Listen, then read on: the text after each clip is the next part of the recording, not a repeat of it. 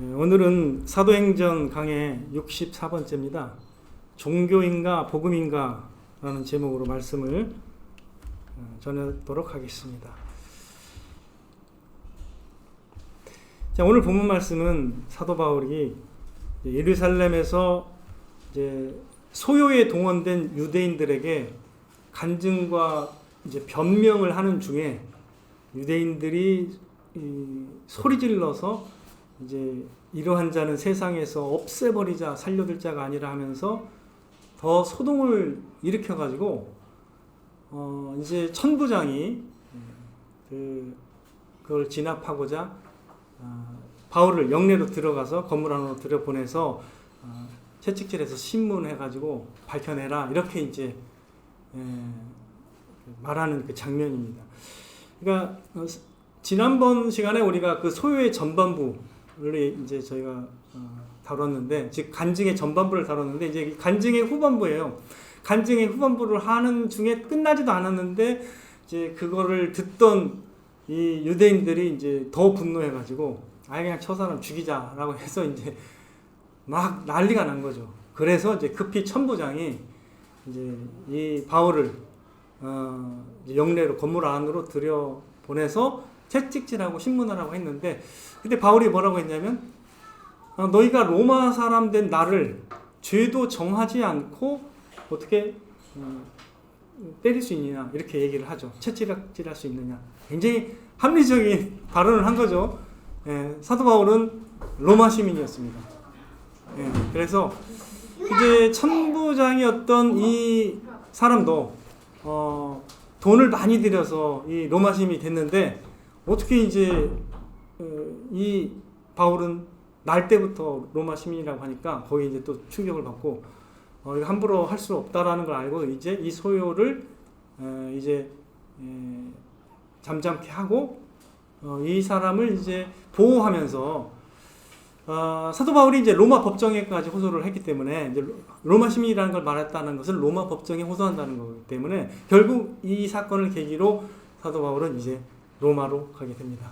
예루살렘에 지금 나타난 소동이거든요. 근데 하나님의 주권 가운데 왜 하나님이 이렇게 이방인의 그 많은 나라에 이렇게 선교할 수 있도록 이 바울을 선택하셔가지고 이렇게 바울이 결국 로마에까지 가게 하시는지에 대한 하나님의 섭리가 여기 나타나 있습니다. 하나님은 다 이제 계획하시고 사도 바울을 이렇게 선택하시고 그를 인도하신 것이죠.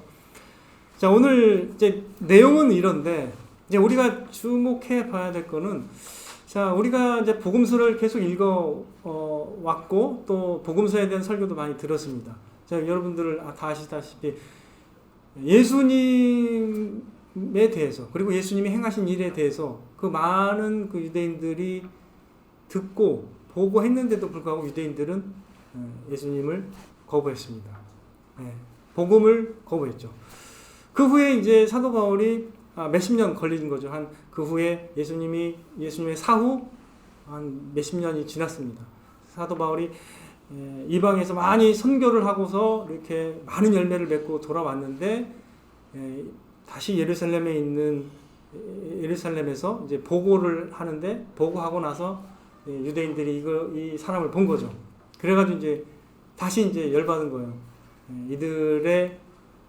이들이 갖고 있는 율법적인 그 관점에 굉장히 어긋나는 복음을 전하고 있었기 때문에 유대인들이 이제 소동을 일으켜서 결국 이렇게 됐는데, 우리가 이제 생각해 볼 수 있는 건, 아니 예수님을 경험도 했고, 그리고 그 후에 시간이 흘러서 복음을 이해할 수 있는 그런 시간도 꽤 있었을 텐데, 왜 이렇게 도대체 이 사람들의 정체성은 무엇이고, 도대체 이 사람들은 왜 이렇게 바울을 죽이려고까지 했는가, 한번 생각해 볼 필요가 있습니다.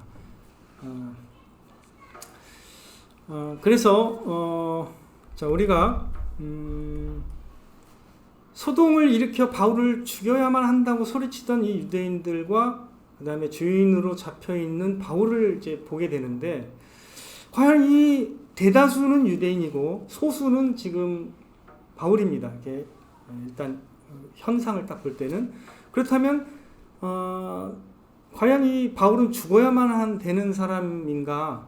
그리고 이 유대인들은 과연 지금 합당한 말을 하고 이들이 과연 진짜 하나님께 구원받은 사람인가? 이게 따져볼 필요가 있는 거죠.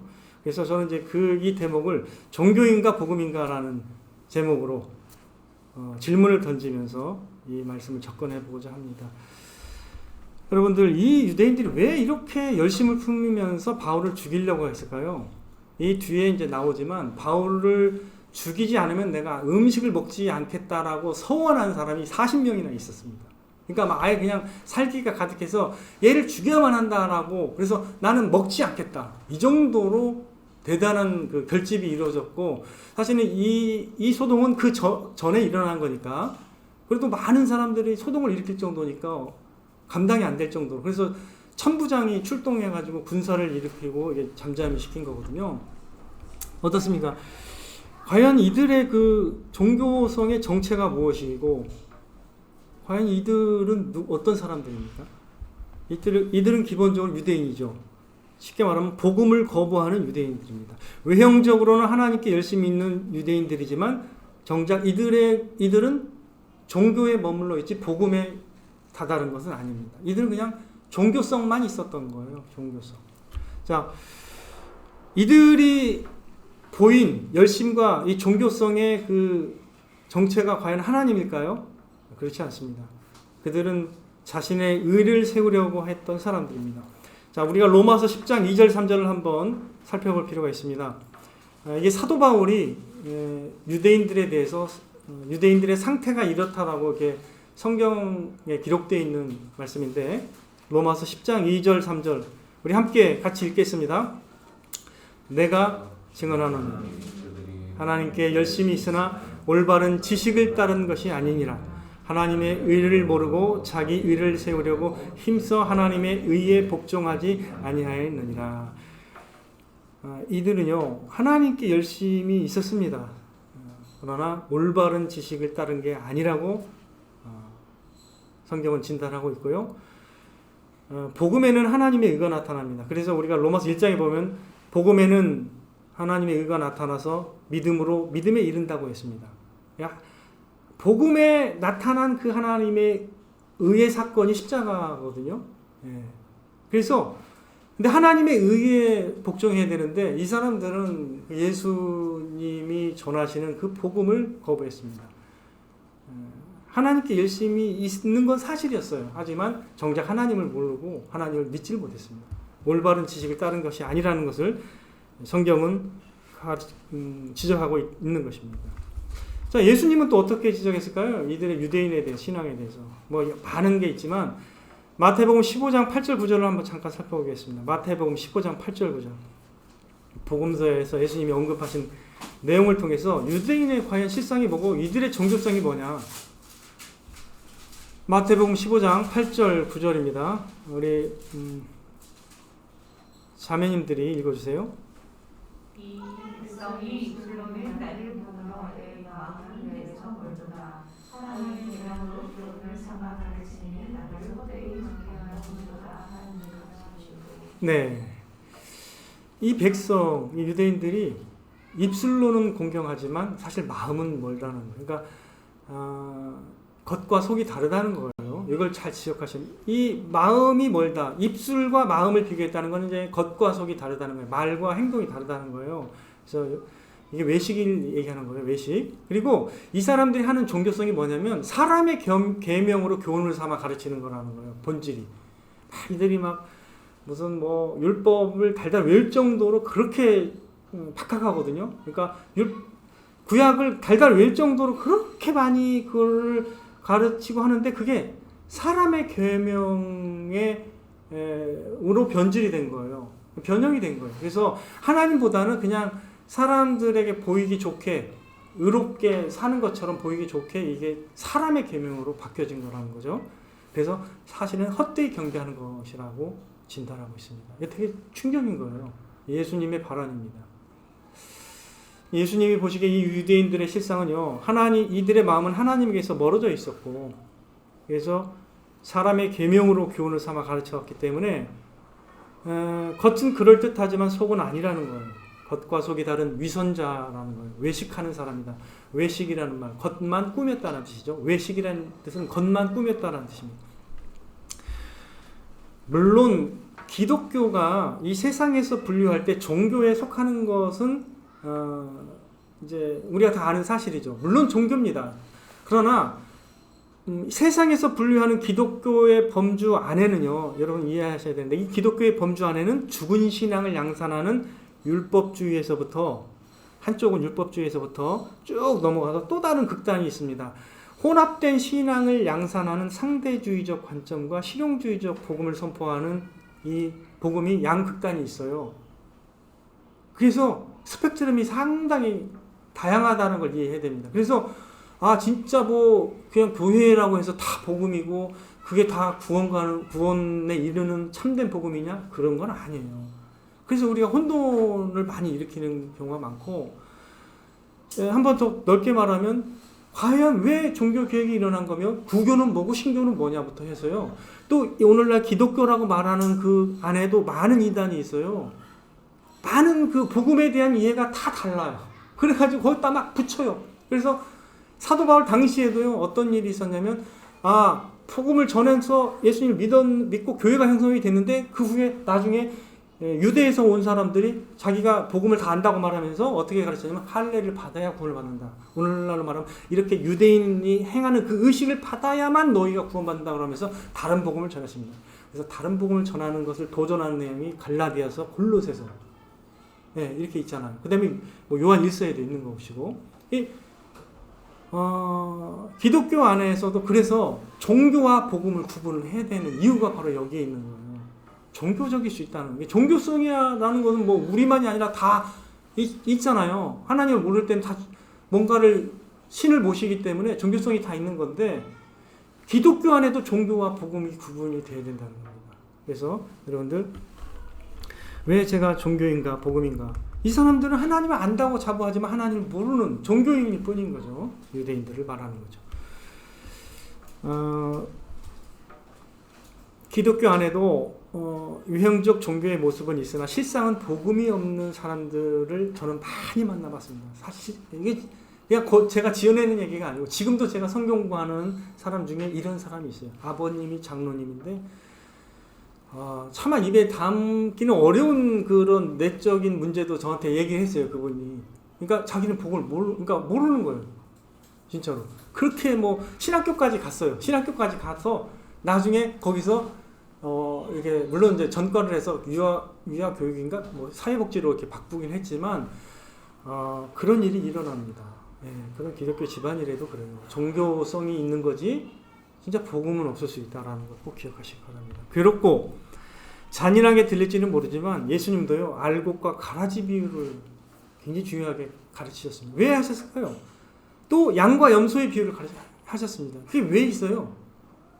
의인과 악인의 비유도 있고요, 위로부터 난 자라는 표현을 쓰고 아래에서부터 난 자라는 표현을 씁니다.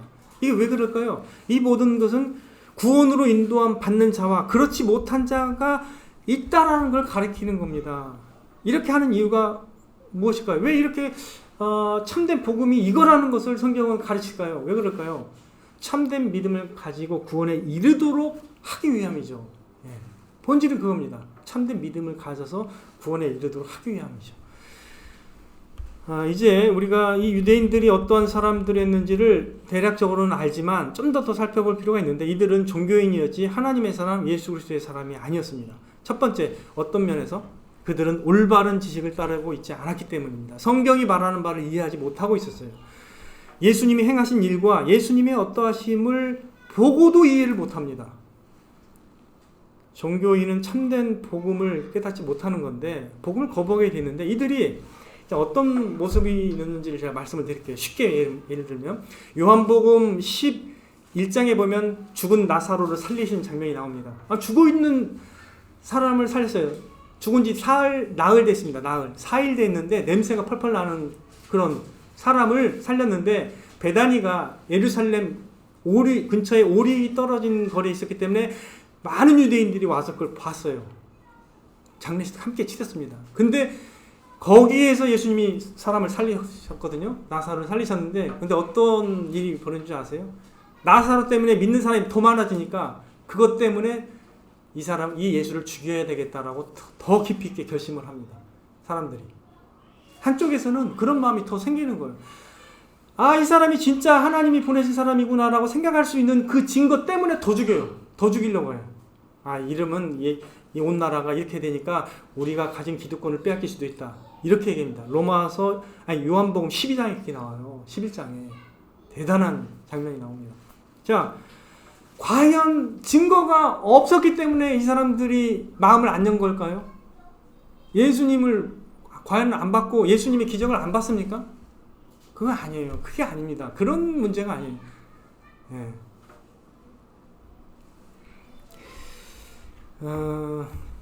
자, 사도 베드로가 사도행전에 안수할 때 성령을 받는 모습을 보고 빌립을 잘 따라다녔던 이 마술사가 있었는데 그 돈 주고 그런 능력을 살려고 했던 사람이 있습니다. 시몬이라고. 기억하시죠? 예. 이 복음을 보면서도 딴 생각을 하는 사람이 있어요. 돈 주고 나 이거 능력을 얻어가지고 내가 사람들에게 영광을 받고 내가 돈을 받아야겠다 이런 생각을 한 사람이 있다라는 거죠. 그러니까 이 복음을 듣고도 또 복음의 역사를 보고도 딴 생각하는 사람이 있다라는 거죠. 거부하는 사람이 있습니다. 왜 그럴까요? 그들은 올바른 지식을 따르지 않기 때문입니다. 예. 두 번째가 뭐냐면 그들 안에는 교만과 자기가 있기 때문에 그게 사실대로 안 들려요. 사실이라고 해도 믿고자 하는 마음이 없어요. 왜냐면 교만하기 때문이죠. 오늘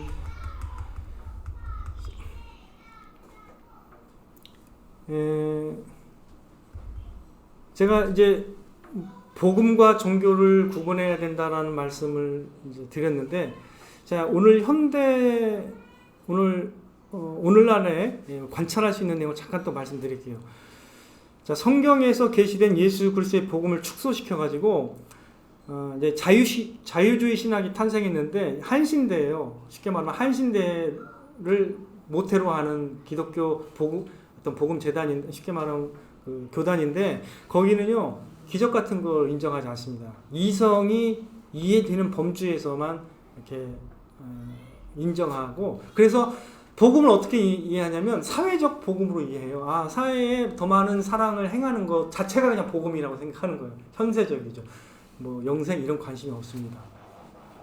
그런 복음이 이미 크게 형성이 돼 있어요. 자유주의 신학이라는 게 있습니다. 그러니까 어떤 기독교 안에 지도를 자세히 아는 사람은 그게 보이지만 일반 사람들은 저기서 저런 말을 하는데 여기서는 이런 말을 하는 거예요. 전혀 다른 복음이에요. 그 사람들은요 그냥 다 포용적이에요. 뭐 특별히 그렇게, 왜? 그 사람들은 문화에 적응한 복음이에요. 즉 쉽게 말하면 이거예요. 환경이 절대적인 거예요. 그 사람들은 그냥 환경이 절대선이에요. 환경에 적응하면 되는 거예요. 왜? 그 사람들에게 그냥 어울리면 되는 거예요. 그래서 문화에 적응한 복음이 자유주의 복음이에요. 근데 그렇게 전하는 거에 더 매력적으로 반응하는 사람도 있어요. 그러니까 여러분들 이해해야 되는 게 뭐냐면, 다수가 이러면 그래야지 하면서 이렇게 변해가 가는 거거든요. 지금도 기독교의 진리가 점점 변해 가고 있는 중이긴 해요. 그러니까 과연 내가 믿는 것이 진정한 복음인가? 이거는 굉장히 중요한 질문입니다. 과연 나는 복음에 기초한 사람이냐, 아니면 종교성에 그냥 있어서 그냥 다니는 사람이냐, 이런 것들을 살펴볼 필요가 있는 것이죠.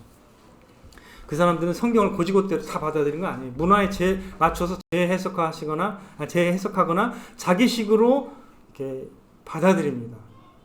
그런데 그러한 복음은 치명적인 거죠. 여러분, 중국에서 2003년에 가짜 분유가 유통이 됐고 2008년에는 멜라닌 분유가 유통이 됐어요.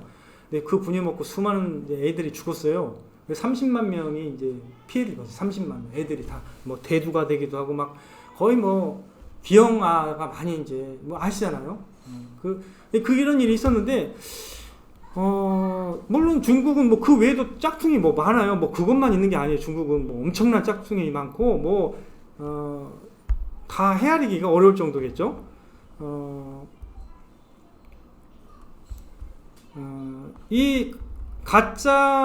심지어 가짜 분유가 이렇게 치명적이라면 가짜 복음은요, 하물며 얼마나 더 치명적인지를 우리가 생각해 볼 수 있어야 됩니다. 영혼을 파멸로 인도하기 때문에, 영원한 세계를 파멸로 인도하기 때문에 가짜 복음은 굉장히 우리가 경계를 해야 되는 거예요. 그래서 사도 바울도 만약 천사가 와서 다른 복음을 전하면 그 저주를 받을지라고 엄청나게 도전했습니다. 천사가 와서 그런 복음을 전한다고 해도 여러분들 그 사람은 저주받을 거니까 걱정하지 마시오 하면서 갈라디아서 이렇게 말하고 있거든요. 그래서 오늘날 무엇이 복음이며 복음에 합당한 진리가 무엇인지는 더 사실은 우리가 관심을 가져야 됩니다. 오늘날 현대화된 세상에서는 더 교묘한 게 많이 있어요. 우리가 좀 조심하고 이렇게 예민하게 해야 될, 생각을 해야 될 그런 부분도 있다는 거죠. 자, 예수님께서 이제 그들의 교만과 그들의 그 자기 의에 대해서 이제 경고를 하셨음에도 불구하고 그들은 거만한 마음으로 반응했습니다. 이들은 이제 예수님을 거부했고, 그리고 그 후에도 여전히 사도 바울이 전하는 예수 그리스도의 복음을 거부했습니다. 오늘날도 마찬가지죠. 오늘날도 그런 사람이 있습니다. 또 이제 제가 이제 교만과 자기의에 대해서 좀 설명을 드린다면 이게 복음의 장애물이긴 해요. 교만과 자기의라는 게 굉장히 그 깊이 있게 사람은 박혀 있어서 자기가 모든 만물의 척도가 되려는 그 자기 중심성은 다 있거든요, 사람이. 부부간에도 싸우는 이유가 그거예요. 자기가 척도가 되고 싶고 자기가 주도권을 갖고 싶은 거예요. 자기가 왕권을 갖고 싶고 그런 건데 이게 인간이 교만하고 교만하고 이제 정직하지 않으면 우리 인간들은요 자기 기만적인 모습을 보이게 돼요. 그래서 자기 인식도 관용적으로 변해요. 자기 인식을 정확하게 안 알아줍니다. 이 유대인들도 그랬어요. 자기는 하나님을 열심히 믿는 의로운 사람이라 생각했습니다. 이것처럼 이게 정반대의 인식이 어디 있습니까? 실제로 유대인들이 우리보다 똑똑하거든요. 그거는 노벨 상을 보면 돼요. 23점 몇 %예요. 민족 가운데. 최고입니다. 근데 그 사람들도 그렇게 머리 똑똑하다고 예수님을 잘 받아야 그런 문제가 아니에요. 네. 똑똑한데 안 받아들이잖아요. 왜? 마음이 교만하니까. 마음이 교만하잖아요. 자기 교만과 의가 있잖아요. 성경은 우리가 예수님이 그러한 사람들에 대해서 되게 신랄하게 도전하는 걸 보게 됩니다. 이중성, 외식, 겉과 속이 다른 것, 그거에 대해 굉장히 깊이 있게 도전하세요. 사실은 가난하고 지식 없는 사람들을 그렇게 도전하지 않으세요. 왜? 그 사람들은요 약간 마음이 좀 가난한 면이 있어요. 실제로. 근데 예수님은 지식 있다고 생각하고 본다고 생각하는 사람들에게 대해서 도전이 굉장히 강렬하게 나타나는 것을 우리는 복음서에서 확인할 수가 있습니다. 자, 여러분들 이러한 모습이요, 인간의 그 악함과 뻔뻔한 모습이 이거 사라지는 건 아니에요. 우리가 언제 어디서나 이런 걸 볼 수 있습니다. 성경 역사를 통해서도 그렇고 기독교의 역사 그 후에도 기독교 안에도 있어요. 그런 게 늘 있습니다. 참 복음을 거부하는 종교인들은 늘 있었습니다. 그렇다면 이들은 종교를 수단으로 여기서 자신의 목적을 이루려 할 뿐이거든요. 경건을 이익의 재료로 만드는 사람들입니다. 이게 성경에 나온 말씀이에요. 이게 제가 하는 말이 아니고 경건을 이익의 재료로 만들어버려요. 이렇게 하나님을 마치 이렇게 경건하게 보이는 것을 이익의 재료로 이해한다는 거예요. 이렇게 보이는 사람들의 명성을 얻겠지. 이렇게 하면 사람들이 나를 존경하고 따르겠지. 그러면 내가 돈을 얻겠지. 뭐 이런 거죠. 기득권을 얻겠지. 이런 겁니다. 그들은 하나님이 아닌 자신의 영광과 이득을 위해서 종교를 활용하는 사람들입니다. 이게 바로 종교인이에요. 그러니까 종교인과 복음은 전혀 다른 거죠. 복음을 믿는 사람하고 종교인은 전혀 다른 겁니다. 그렇다면 이제 비종교인들은 어떻습니까? 과연 이 세상에서 무신론자로서 나는 종교를 가지지 않았다. 진정한 정의를 나는 외친다. 이렇게 말하는 사람 봤을지는 모르겠지만 정의를 외치면서 정의를 행하지 않는 사람들 오늘날 많이 있습니다. 정의를 위하는 척하지만 실제로는 자신의 욕망과 탐욕을 추구하는 사람이 이 세상에 많다는 거죠. 여기저기서 많이 관찰하죠. 그래서 요즘에는 내로남불이 너무 막 많아가지고 내로남불이 이제는 정상같이 보여요. 하도 막 그 떼쓰는 막 했으면서 아닌 척하는 게 많아가지고 그 후에 막 또 책이 나와요. 그리고 분명히 이거는 뭐 위조인데도 뭐 자기는 막 그 피해자처럼 코스프레하는 게 너무 많아가지고 요즘에는 이제 그게 이제 뭐 인터넷상에서 여기저기서 나와요. 연예인도 나오고 정치인도 나오고 막 다 나와가지고 요즘에는 이제 저게 정상인가 할 정도예요. 여러분 제 말 이해되시죠? 하도 많이 나오니까 이제 뭐 무슨 말을 해도 안 먹혀. 다 변명이 다 있기 때문에 다 변명이에요. 그러니까 어떤 뭐 그냥 그런가 보다 하고 그냥 넘어가게 되는.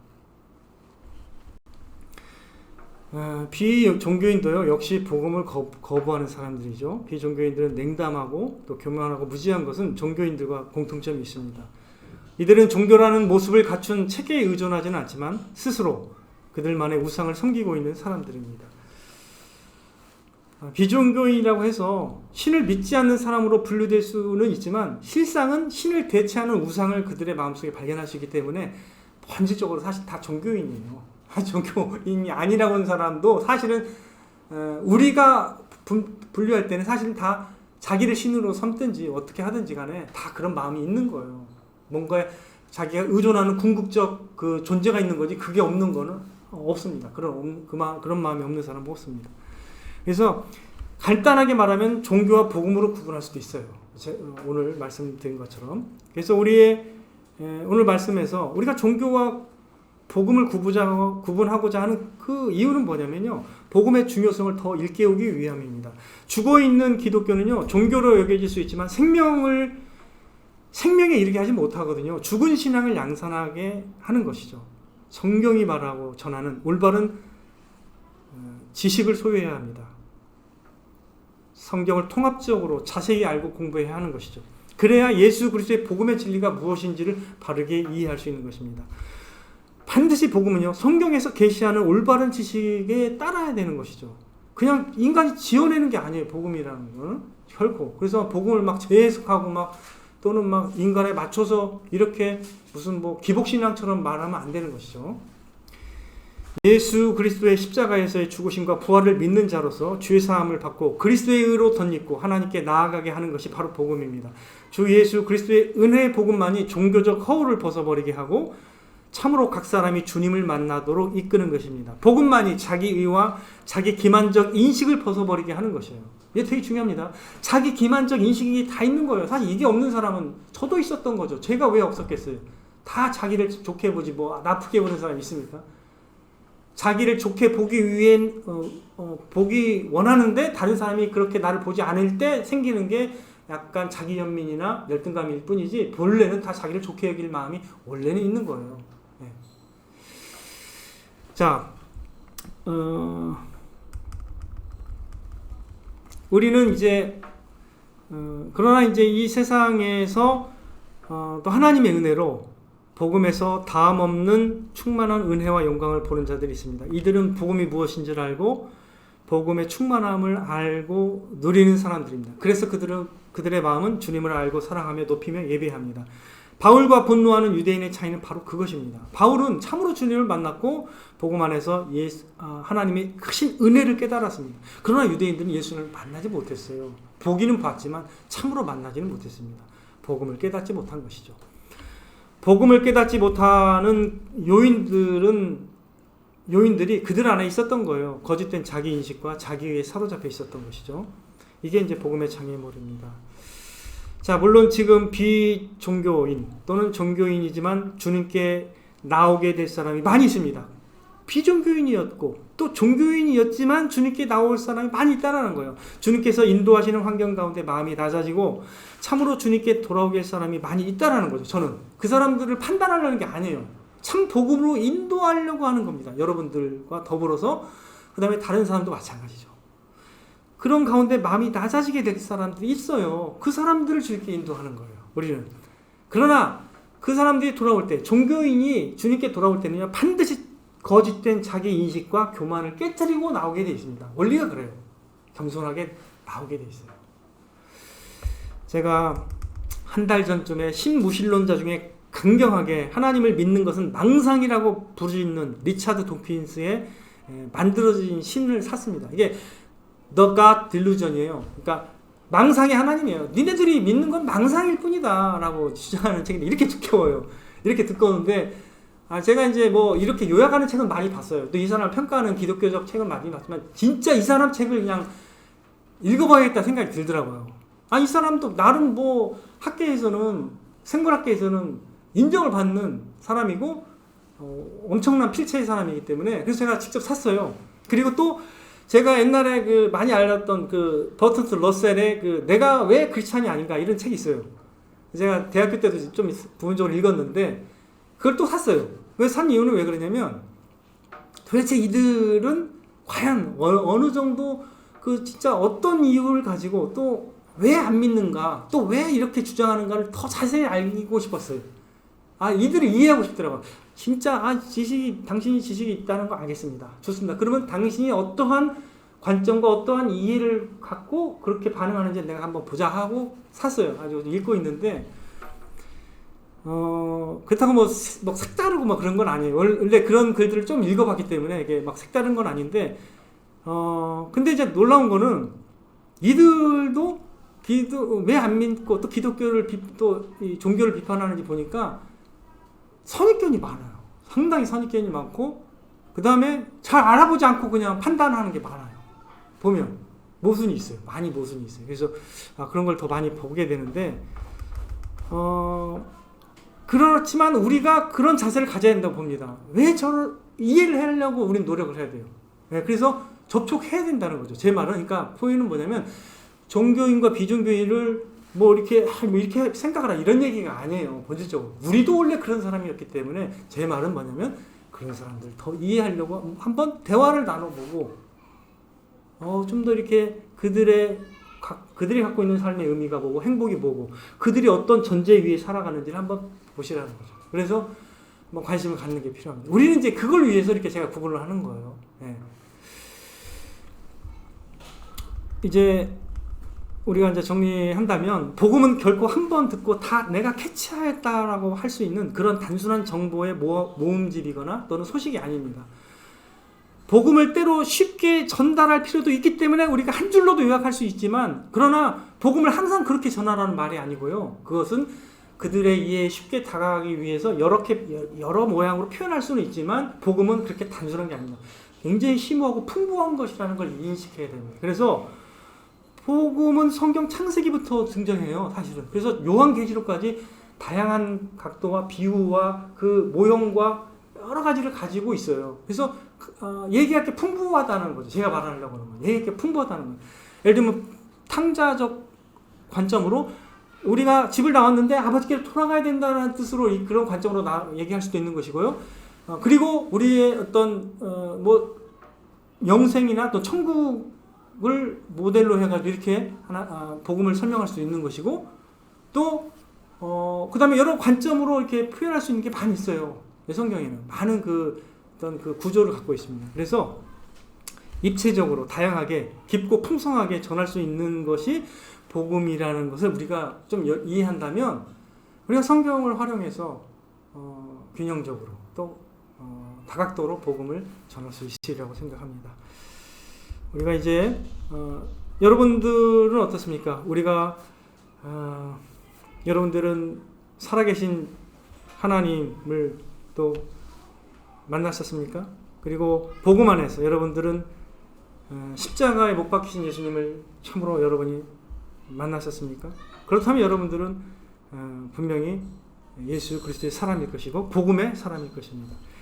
그렇다면 예수 그리스도의 복음이 여러분의 심령을 만족시키고 여러분의 삶을 변화시킬 것입니다. 우리는 계속 성경 안에서 복음의 풍성함을 더 맛보고 알아갈 필요가 있습니다. 우리가 만약에 이걸 게을리하게 되면요, 점점 어떻게 되냐면 종교인의 모습을 어느 정도 띠게 돼요. 그러면서 변화가 안 됩니다. 꼭 기억하십시오. 진짜 주님을 만나고 그 복음의 풍성한 은혜를 누리느냐 이게 본질이지 그냥 무슨 내가 어떤 형태의 무슨 인간이 되느냐 이런 게 아니에요. 그리스도가 내 안에 살아 움직이고 예수 그리스도의 복음을 내가 누리는 게 가장 중요한 본질입니다. 그렇게 저와 여러분이 더욱 주님을 깊이 만나고 또 주님께서 행하시고 전하신 복음의 진리와 은혜를 넘치도록 맛보시고 경험하게 되시기를 주님의 이름으로 축원을 드립니다. 네, 우리 같이 이렇게 우리 들은 말씀대로 같이 기도하면